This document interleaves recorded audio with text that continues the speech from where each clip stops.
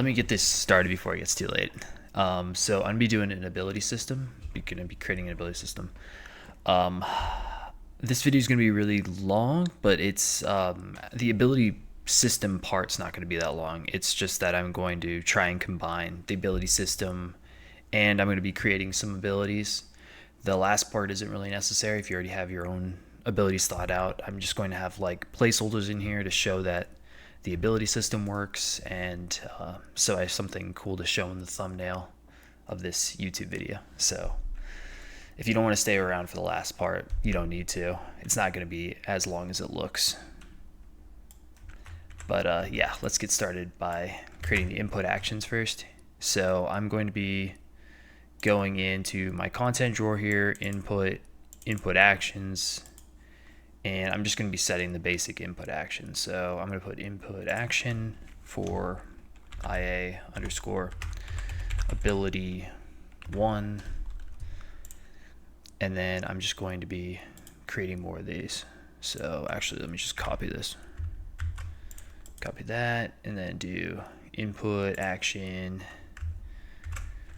like ability 2, and then input action ability 3. I'm not entirely sure how many abilities I actually want to create. I might not fill all these in. I'll probably only do 2 actually. But this is how you just add more abilities onto this. So you have to do that, and then you actually have to go into the controller that's going to have all this stuff. So mine's going to be IMC default. Yours is also most likely to be IMC default unless you created your own. And for the default mapping keys, I can hit the drop down menu here, and I can hit the drop down menu here, and I can just add as many abilities as I want. So ability 1, ability 2, ability 3, and ability 4. So we have that. I'm going to save that. And now we're going to go and actually create the component that's going to be holding the ability base. So the base for all of our abilities. So I'm going to go into content. I'm actually going to create a new folder here. It's just going to be components. And I'm going to right click, and then in here I'm going to create a blueprint class that's going to have the actor component. And all this is going to be is it's going to have the basic setup for all of our abilities. And I'll show you what I mean in a second.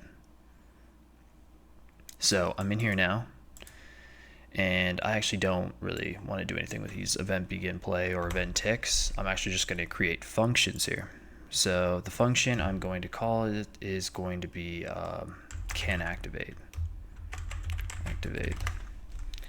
So can activate, and I want a branch condition here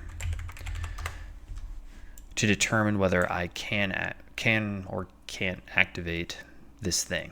So let me do a return note here for the output. So I need I want to make sure, or I want to indicate outside of this function whether I can use it. So there's a lot of things you can do in here.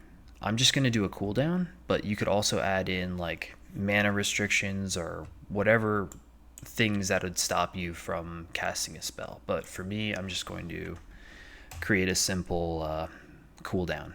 So get game time in seconds. And I'm going to subtract. I need to create some variables here. So I'm going to need a few variables. Let's do this one here. So this is going to be my, I'm just going to be ability name. I don't know if I'm going to use that, but I'm just going to have it for now. If I decide to use it later, then I can use it later.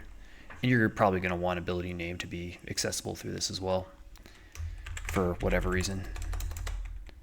Input slot. And this input slot is what's going to be indicating what binding it's going to be going to. And I'll show you how that works later on. And then we want cooldown time. So how long of a cooldown time there is, and then I want last activated time. Last activated time, and this is the last time I activated the ability, so you can tell the difference between the two, so you can see how long it's been in terms of the last time you cast the spell, so you can determine if your cooldown's over or not. And then I'm going to get a owner character. And that's going to be, for me, it's going to be the BP third person character. And that's going to be an object reference. And it's getting super hot. Take my sweatshirt off. Alright. Sorry. So yeah, it's going to be a BP third person character. And now I want to make sure that the time in seconds is subtraction. The difference between these, this and the last time done. So the time currently in seconds, the last time it was activated. The difference between these two is greater than or equal to the cooldown time to determine whether it's activatable. So, oops, messing up. Just trying to move this and doing that. And let me grab the cooldown time, drag that here, and let me drag this here. And if it's true, then I just want to make sure that I have this checked so I can use it, and then I want to duplicate this. And if it is false, then I am unable to use it. And that's my can activate function. And that's only because I didn't add other things to it, but you can add like mana or whatever you wanted to it. So now the next thing is going to be perform ability. And perform ability we're just going to leave alone. We're not going to do anything in the ability base. We're going to be doing that in the children of this ability base. Like I said, this is just a framework for the abilities. Next thing we're going to be doing is we're going to try activating this. So we need to do a few things to make sure that we can. We need to first check if we can activate it. So can activate, and the target's self, of course, because it's inside here. And we can drag off of here, and we can get a branch with this condition, can use. If this condition's true, based on the conditions that we have in there, for me it's just cooldown, we're going to set the last activated time to be the get game in seconds,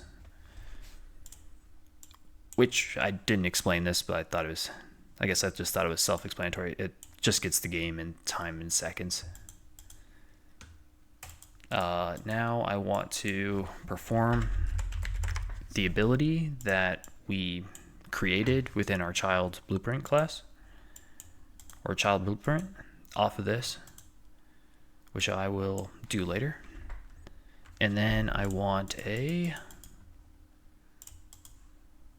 I want an output, and I want to make sure that it's a success. So if it's a success, and it's right here, I will check that it worked. And if it's not a success, I'm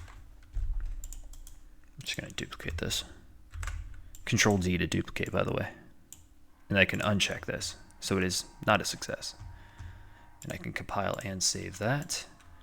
And now I can go back. I guess I'll go into my third person character next. I'm going to go into my third person character. And I'm going to start running some events here. So it's third person character for me. It's whatever you want to use. I'm going to be using this as a base class, and then I'm going to have subclasses off of this, like major tank or something. But this is like the base class for all my different classes. So this isn't going to be the playable character. The playable character are going to be the children off this character. if that makes sense. So event begin play. So on startup, we want to grab a wait a second, I don't have anything to for each loop. Let me grab some variables. So let me grab 2 variables, and I'm going to create,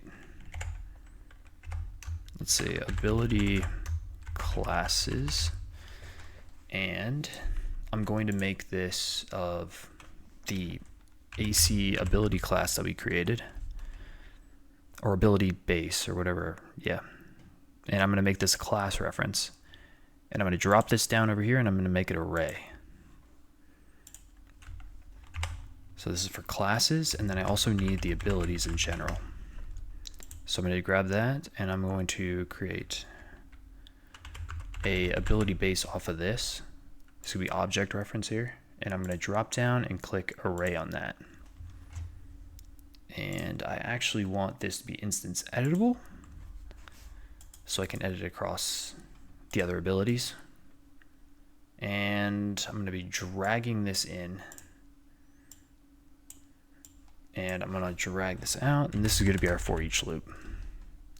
So I want to go through all these different classes and then determine off of this to add component by class. I need to add component by class, and it's going to be this.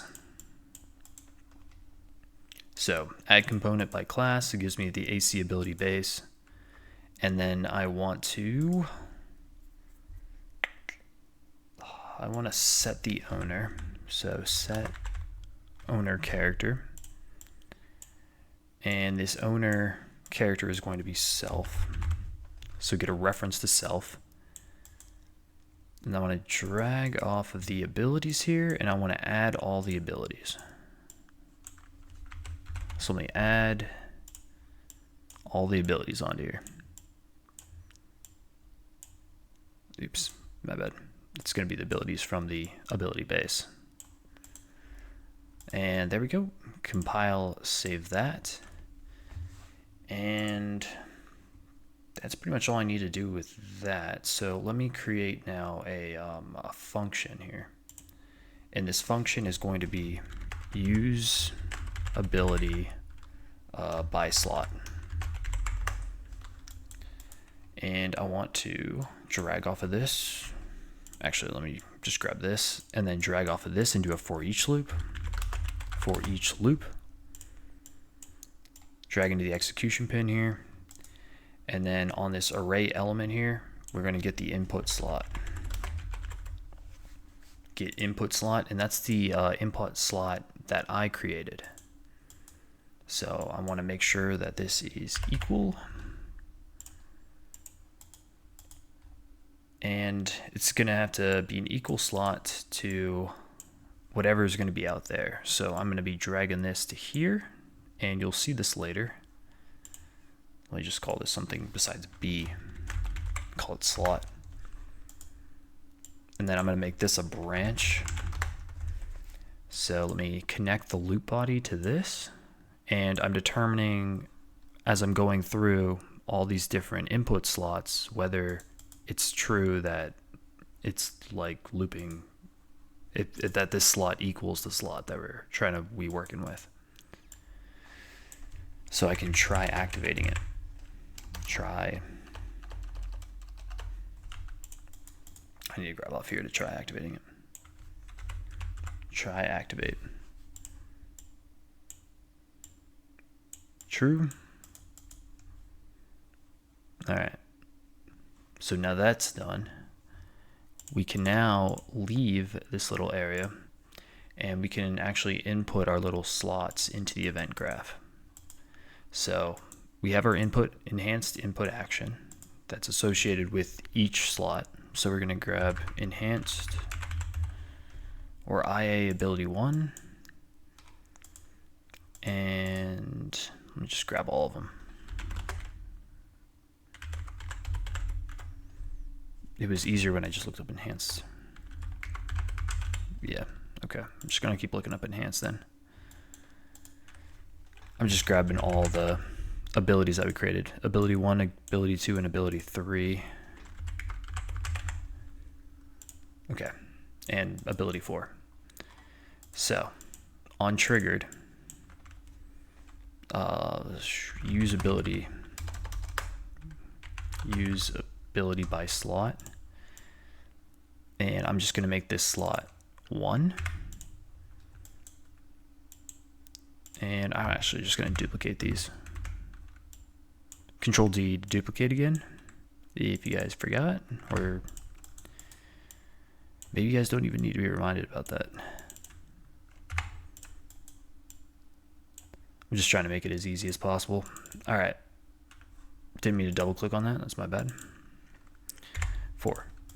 So I created 1, 2, 3, 4 slots for ability 1, 2, 3, and 4. But you can change it however you like. You can go back to the enhanced input action and set your own letters, whatever number combinations you want. This is just, works for me, I guess. The slot has nothing to do with the numbers that I'm pressing. They're just the slot holders that, I don't really know how to explain this. This letter can be different than this number. This slot has nothing to do with the buttons you're pressing on your keyboard, which makes me think I should use different letters and numbers, but whatever. That's in the past. I can't do anything about it now. So now let me create an actual ability, or I created the ability base, but like an actual ability that we're going to be using. So let me right click on this and create a child blueprint class off of this. All right. So I'm going to do AC ability underscore, let's say meteor. And I'm going to double click on this.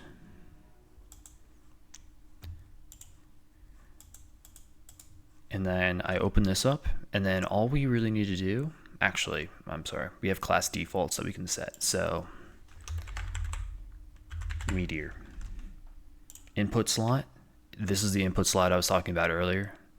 Match it to whatever number that you want. It's going to be, so if you pick slot 1, it's going to be attached to ability 1, like your whatever you chose for your ability 1 slot.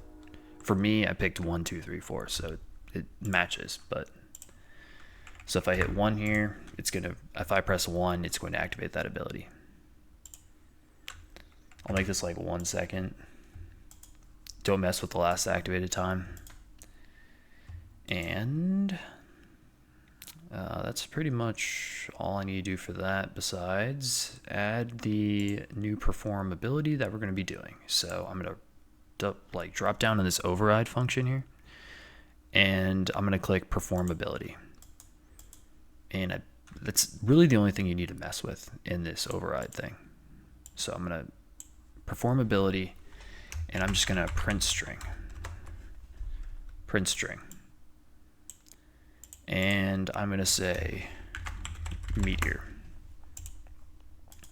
So to make sure that this is working, I'm going to test it by just having a print string here. So when I press the button, it should say meteor when I press the button.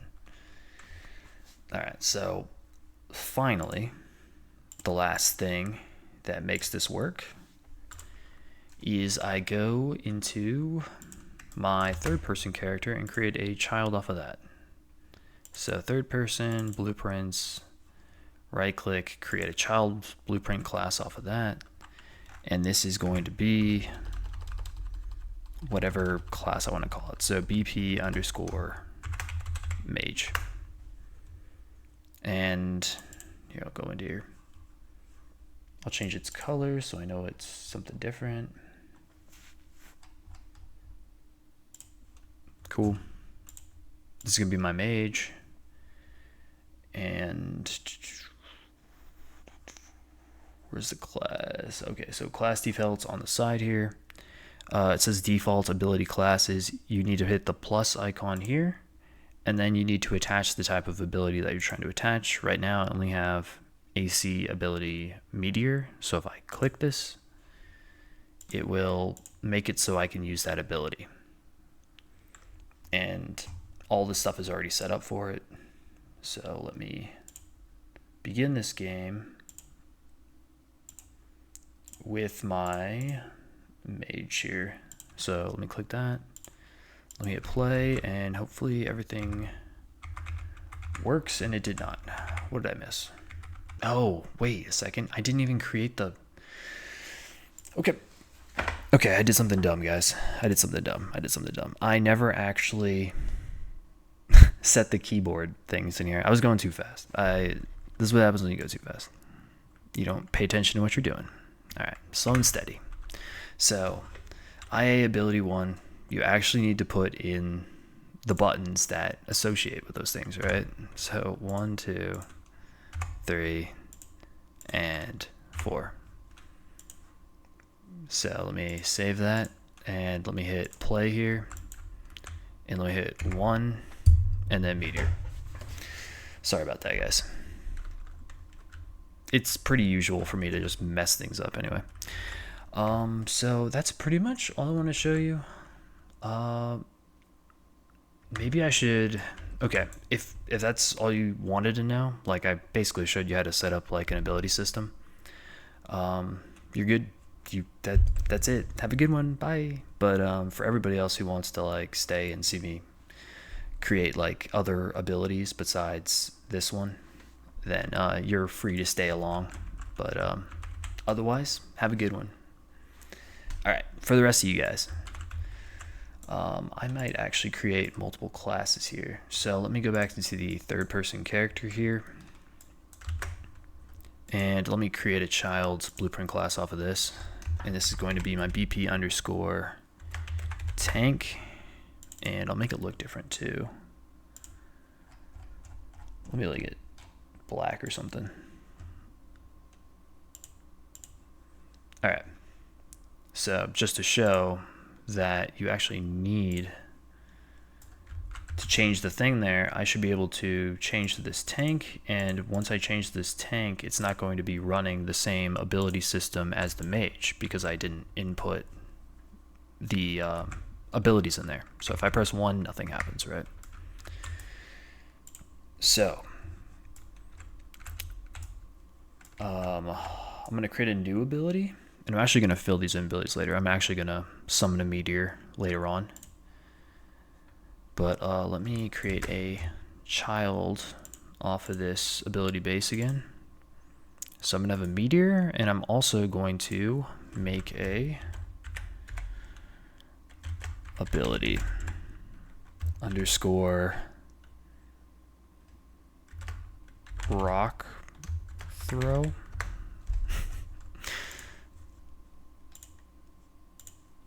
Sure. That works. I'll just call it rock throw. Okay. So I guess I'm gonna need like a dummy or something that I can work with. So let me create a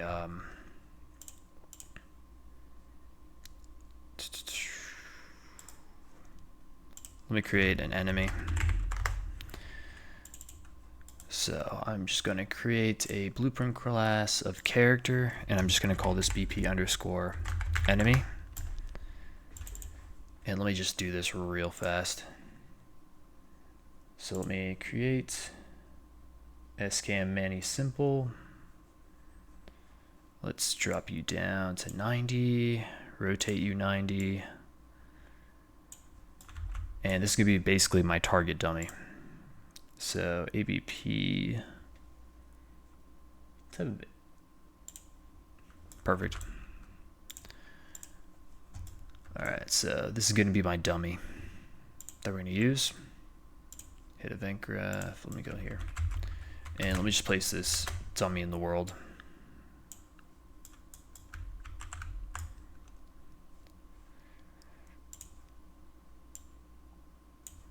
All right. Perfect. That's going to be my target here.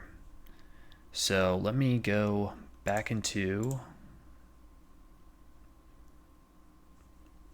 let me go into my ability meteor here. And I'm going to actually get rid of all this. And I'm going to create a real ability. I don't really have anything to work with right now. Give me 1 second. I'm going to I'll show you exactly what I'm going to be downloading and stuff. But I need something to I actually need meteors. Alright, I saved you the time of watching me search for this. But I'm going to be downloading this, and I know this just looks like a character, but there's a lot of like meteor type things since I made the abilities meteors that you can use in this. So I'm just going to add this to the project, and this is 100% free, by the way. Alright, that finally downloaded. That actually took quite a while. Alright, so going back, I need to create another folder for my actual abilities. Or ability parts, I don't know what you want to call it. But I'll need to create a blueprint class of type actor. So BP underscore meteor. And I'm going to add a static mesh. And this is going to be the meteor. I jacked that up. I was trying to figure out why that looked weird. So meteor. And I'm going to make the static mesh a meteor. Wait, let me look at the different meshes here. Oh my gosh, there's so much stuff. Okay, that's not it. That's maybe. Yes. Okay. Small meteor. Yeah, this thing. So I'm gonna add this on here, and it's literally just gonna be a rock that I'm gonna be dropping. So compile, save. You're probably gonna end up with a lot of problems with this, but I will figure out those as I'm going along. So I have my AC ability meteor here. I'm gonna drag off of this, and I'm gonna get an actor of class. I'm gonna basically make it so it auto locks on to whoever the enemy is. BP enemy. And I want it to check if it is valid. If it has an is valid target. And if it does, then I want to get actor location.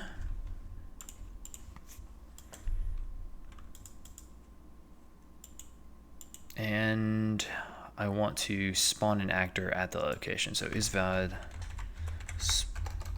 spawn actor from class. In that class is going to be the meteor that I just created.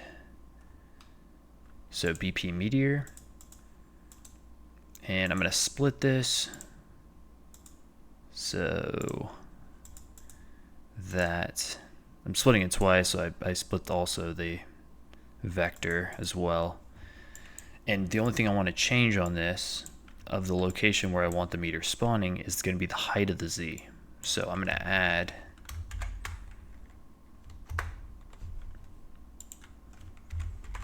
a 1,000, I guess, over it.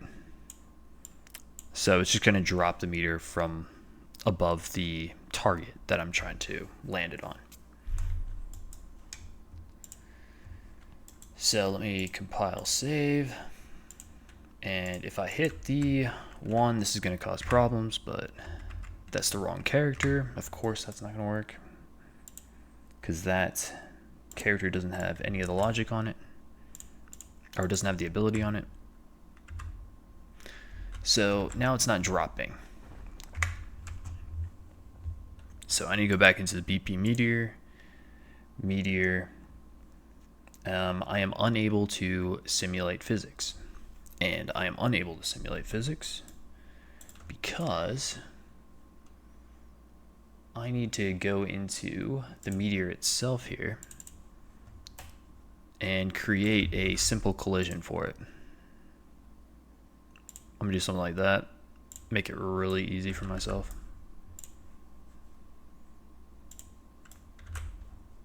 And now you can see simulate physics. So now it should actually drop. So once I press 1 here, it drops on the character. But obviously that's not very satisfying, right? You want it to explode. So I did all the meteor stuff inside of the meteor itself, but now I'm going, sorry, not in the meteor itself. I did in the AC ability meteor, the component. But now I'm going to do the rest of the stuff, like messing with the explosion and stuff on the meteor itself. So let me go into the event graph here, and then we can delete all this stuff because I don't need it. And then on component, hit. So if I hit another component, then I want it to explode. So let me break the hit result here.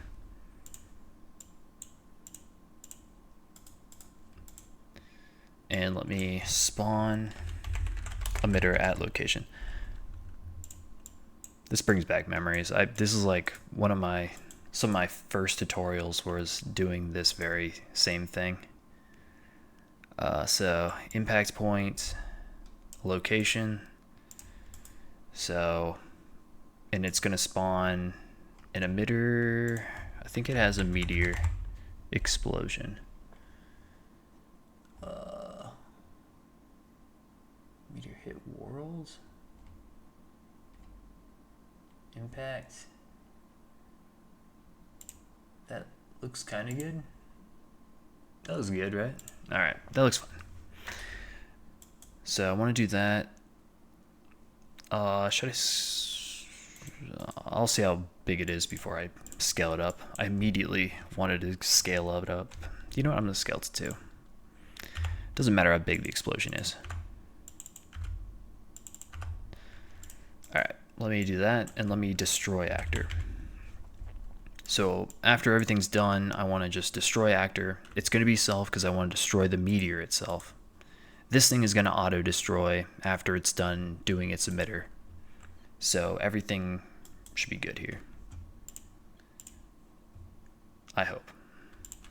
So let me try it out. And let me do 1. And that did not do what I wanted it to do. Of course not.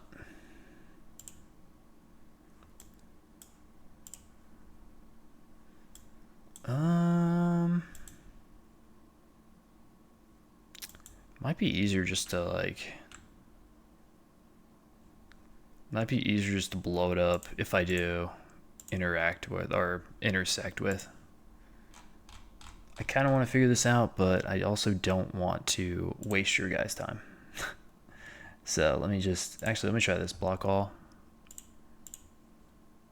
Oh, sorry. I know exactly what the problem is. What was I just on? It was on physics actor. I didn't do simulation generates hit.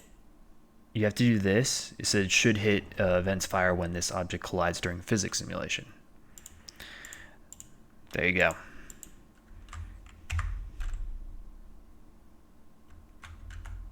Okay. There we go. So that's my ability, drop a meteor on their head. All right, so next ability, because I am going to have multiple abilities for no reason. All right, let's see. I'm probably just talking to myself at this point. Everybody's probably gone from this video, which I do not blame you. All right, but I might as well do it for the maybe one person who wants to see more abilities being created. Let's do ability rock throw. So I am going to create a new thing, and I don't know why I went in here first. I actually need to, let me close all this stuff out. Close. I'm just gonna close everything, and I'll reopen them as necessary. I need to create a new ability. for my rock. So blueprints, class, and let me create another actor. It's going to be BP underscore rock throw. And I'm going to add the same thing with a static mesh, but we're going to do something a little bit different, and I'll show you in a second. Rock throw. That's going to drive me nuts.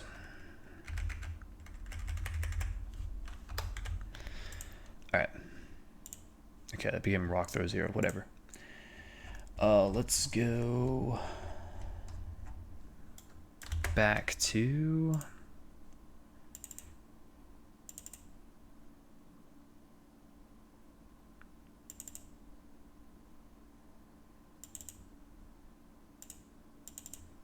totally forgot where it was. Let's see.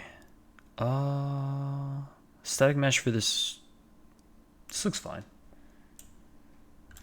Oh my. Yeah. Right.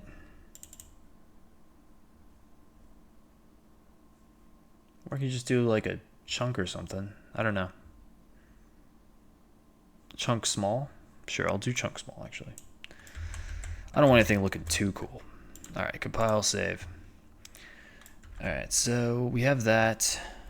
And what I'm going to be doing is I'm actually going to add a projectile movement. I'm going to make this a homing rock.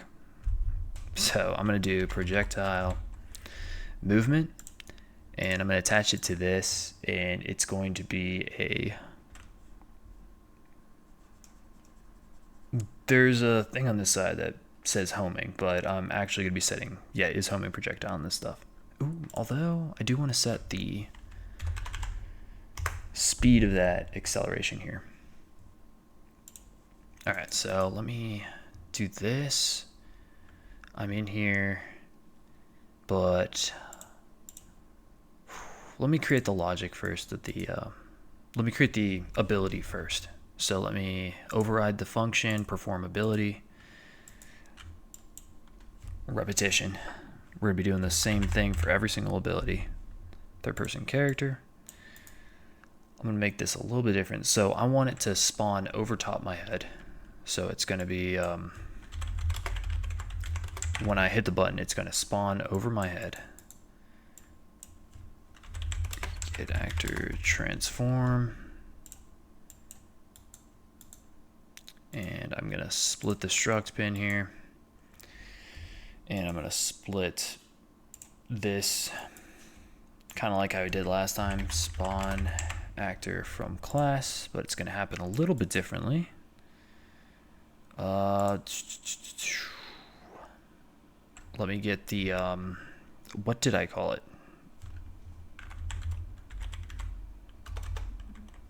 Rock throw. Yeah, rock. BP rock throw. And let me split this up. Split that, split this location. And then we want to get X, Y, and then Z is going to be over top our head. So it's going to be adding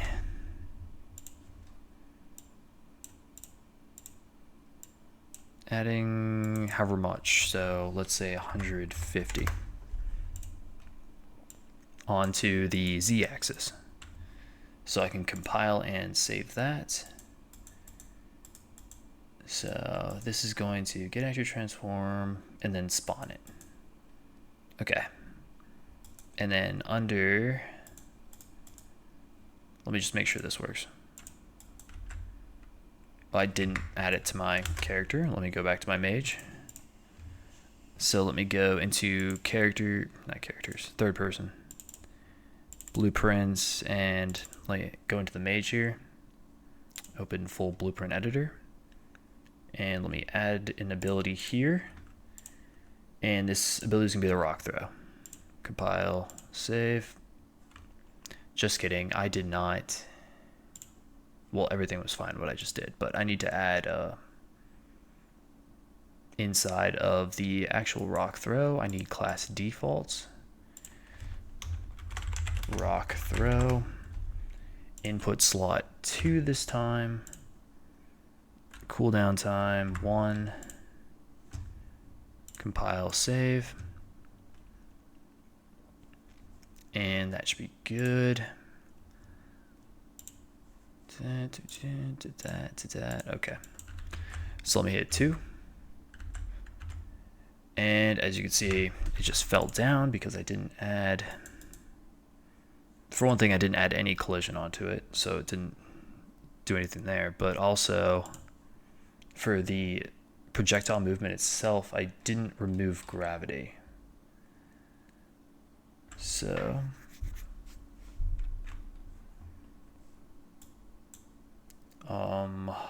I guess I could remove gravity now. I just wanted to show that it would go over my head.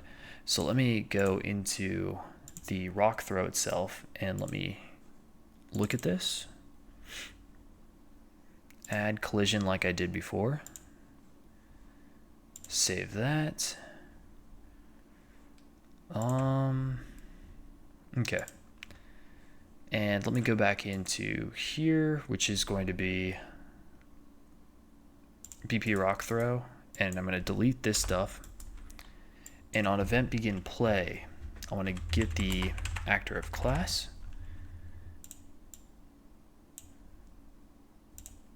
So now I want to do something when it gets spawned, because it's not just going to be dropping down on their head. So I don't just need collision, I also need to get the actor of class, which is going to be the BP enemy as my target. So I'm going to make this a homing target. So I just need to make sure this is valid. Is valid. And if it is valid, I want, it's going to aim at its feet if I just maybe aim at the enemy. So let me go back into my enemy here. BP enemy. And in this enemy, I'm going to create a scene so that it just doesn't aim at my feet. So I'll show you what I mean. The scene I'm basically using as a target in the chest. And it's not attached to anything. No, it's good. So compile and save that. And now, what did I name that scene?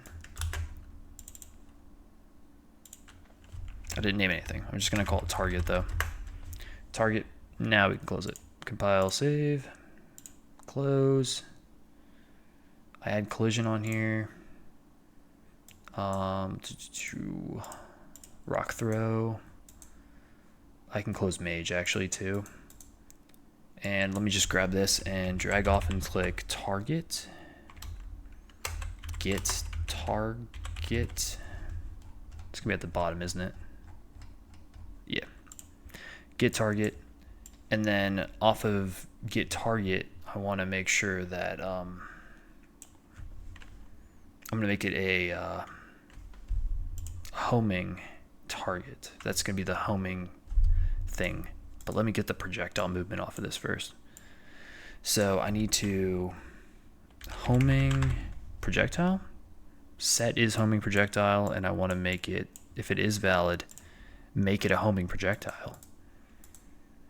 And then off of that, also get homing target. No, not target component. Set homing target component.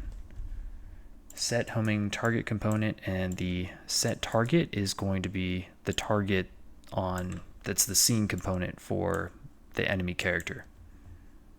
Compile and save that.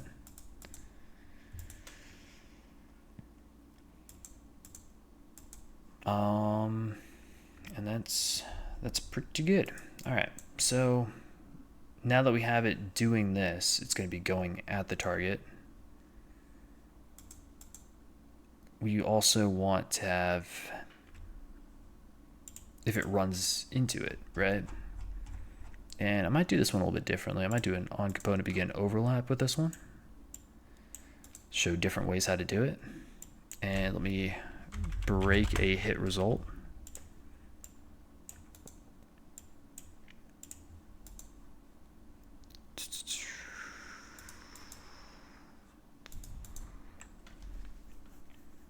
We're going to make this hit component, and then it's going to get the relative location of that is going to be where we're spawning our emitter.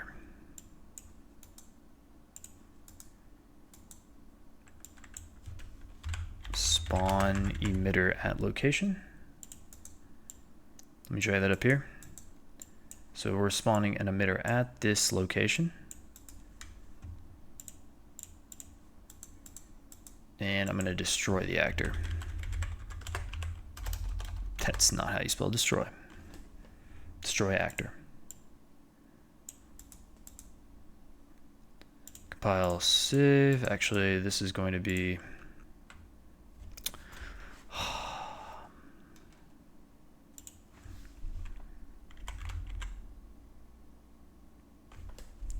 primary hit character. Sure. That should be fine, I think. Let's see. All right, since I'm making it an overlap instead, I'm going to need to make the rock throw overlap. So overlap all. Simulation generates hits events fire.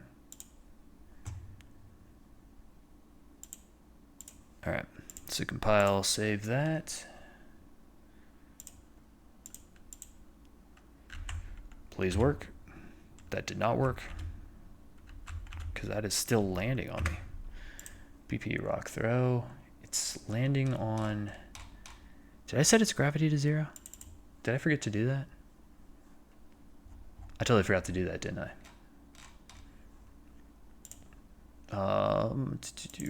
Let me go into the projectile movement.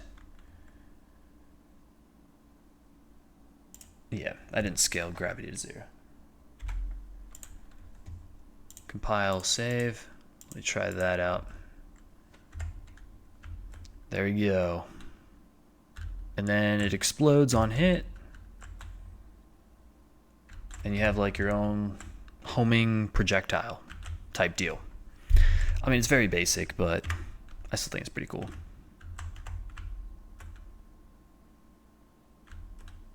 So yeah, I mean, that's pretty much it.